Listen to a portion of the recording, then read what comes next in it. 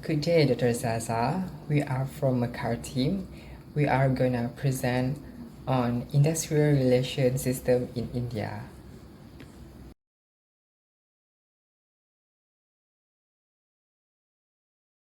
Let me introducing you of Makar team. My name is Muhammad Nuramiru bin Ahmad, and I have Fatina Zira binti Ismawati, and then Siti Nur Anisa binti Junurins, and Sali Ana Malvin, and last is Kabilan anak lelaki Arganes. India, known as the Republic of India, gained independence in 1947. It is a South Asia bordered by 6 countries and the Indian Ocean. With an area of 3.28 million square kilometers, it is the seventh largest country globally. The capital is New Delhi and the government follows a federal parliamentary democracy. In 2025, India's population reached around 1.45 billion, making it the most populous country. India's economy is led by the service sector, contributing 53% of GDP, covering IT, banking, telecom, and tourism. The industrial sector makes up 27%, focusing on manufacturing and construction. The agriculture sector contributes 18% and employs over 40% of the population with strong government support. In terms of growth, India's GDP is growing at 6.5% in 2025, down from 9.2% in 2020. It had a dip during COVID-19 but bounced back strongly. Monetary-wise, the Reserve Bank keep interest rate at 6.5%. However, food inflation is high at 10.9% and consumer spending is lower due to higher loan rates and weak income. Still, rural demand and infrastructure projects are expected to drive future growth. In employment of domestic workers and foreign workers, India has around 50 million domestic workers, the majority of whom are women. Of the 4.8 million officially recorded, 2.9 million are female, making domestic work the third largest source of employment in the country after agriculture and construction. Over 66% of these workers are based in urban areas, and most possess low level of education and limited skill. Despite their significant contribution, domestic workers in India face numerous challenges, including poor working conditions, legal exclusion, weak enforcement of existing law, exploitation by placement agencies, and a general lack of legal protection. To address this issue, several laws and policies are in place, such as the Minimum Wage Act, the Payment of Wage Act, the Sexual Harassment of Women at Workplace Act, the Equal Remuneration Act, the Unorganized Workers Social Security Act, and the Bonded Labour System Act. India also hosts a number of foreign workers. According to the Ministry of External Affairs, 2,607 foreign nationals currently hold active Indian employment visa, with 51% or 10,569 individuals from the Republic of Korea, Japan, and China.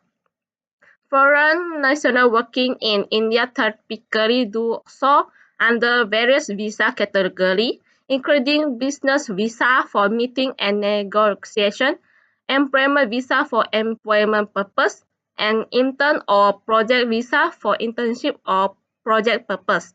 Certain groups such as diplomats, United Nations officials, and volunteers are exempt from the requirement to obtain work permit. Good day, doctor. My name is Kubin Ganesh. My medical number is 86547.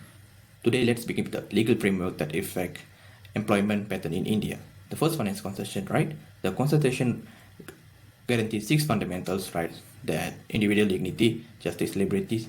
These rights ensure fair and safe working conditions and promoting inclusive employment. The second one is the Trade Union Act 1926. This act allows workers to form union to fight their better wages, job security, and conditions. But the challenges like low membership and lack of recognition can reduce their power.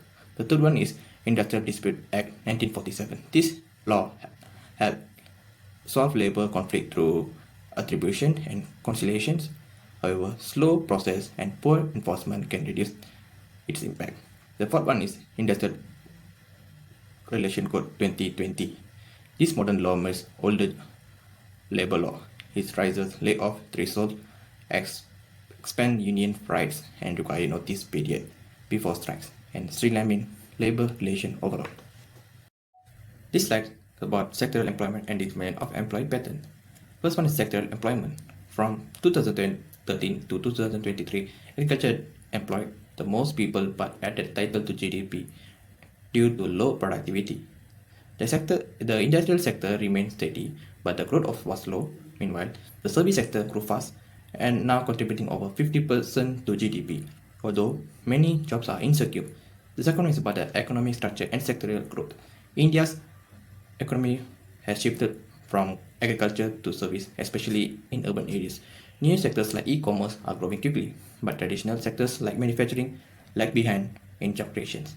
Third one is about education and technology. Many graduates lack of job-ready skills, which limit formal employment. Also, automation is reshaping work, while it creates new roles. It also threatens low-skilled jobs and job security.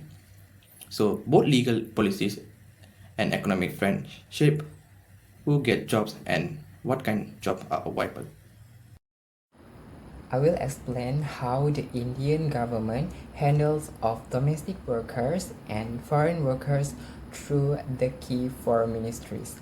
First is the Ministry of Labor and Employment is the main authority overseeing labor law, industrial relation, working condition, and social security.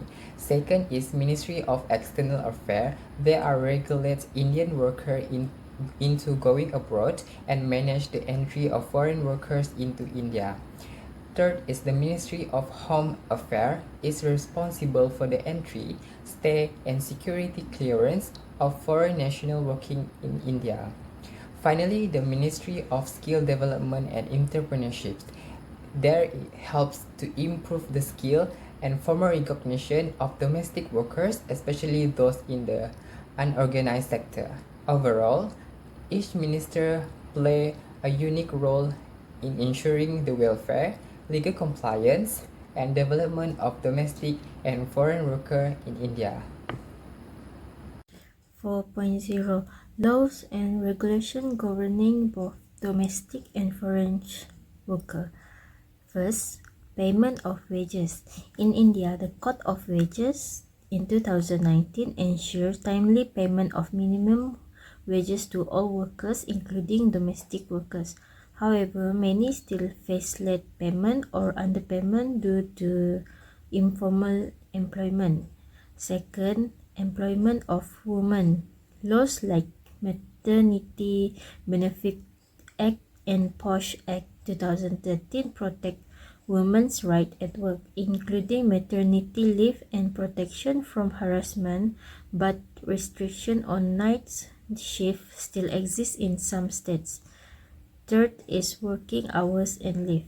Labor's law like Factory Act and Shop and Establishment Acts limit working hours to 8 to 9 hours per day and 48 hours per week with weekly rest and paid leave. In reality, many domestic workers do not get this benefit. Number 4 is termination benefit. Under the Industrial Related Code, employees are entitled to notice, severance pay, and in some cases, gratuity. This benefit often don't reach informal or domestic workers unless they are formally registered. Number 5 is employment with foreigner. Foreigner need proper work visa or permit to work in India. Employer must follow specific rules and quotas. There's no fixed levy, but visa fees and compliance costs apply.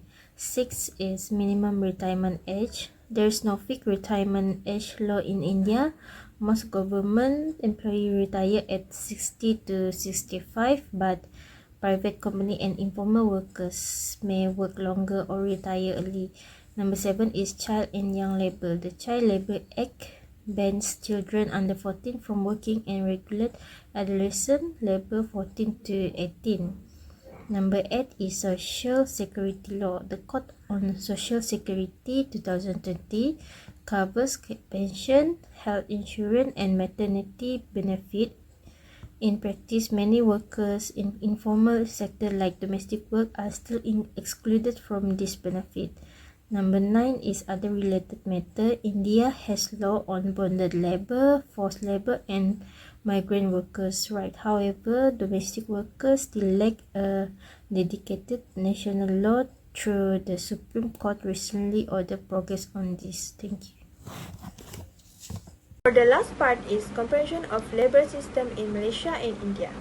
First, let's look at the employment of domestic and foreign workers.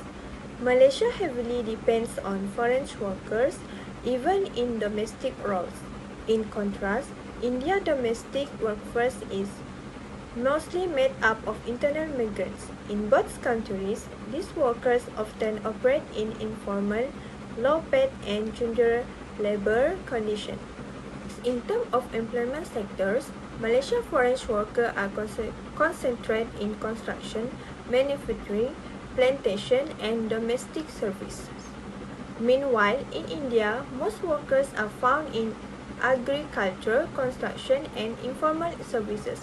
In both nations, employment patterns are shaped by gender and socio-economic factors. Now, onto the government bodies involved.